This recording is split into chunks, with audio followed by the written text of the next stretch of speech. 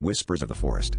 I've always found solace in the forest behind my house, a sanctuary where the world seemed to pause, and I could breathe freely. But the day the trees began to whisper was when everything changed. It was a subtle sound at first, like the rustling of leaves, but with an unnerving rhythm that sent chills down my spine.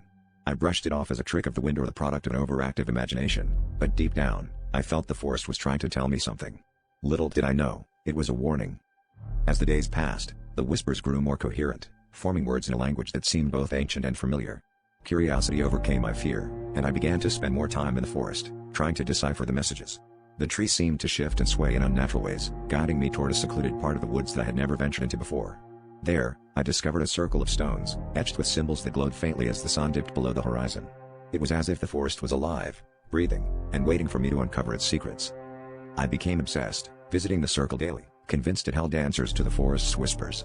The more I studied the symbols, the more I felt an inexplicable connection to the place, as if I was meant to be there. But with each visit, the forest's mood darkened, and the whispers turned into a cacophony of voices, pleading, warning, threatening. The trees seemed to close in around me, and I started seeing shadows darting between the trunks, always just out of reach. I realized too late that the forest was no longer a place of refuge but a prison, and the ancient evil within had awakened. One night, driven by a mix of fear and determination, I returned to the stone circle, hoping to confront whatever lurked in the darkness. As I stood there, the whispers reached a deafening crescendo, and the ground beneath me began to tremble. The stones glowed with an intensity that burned my eyes, and the shadows coalesced into a form that was both terrifying and mesmerizing.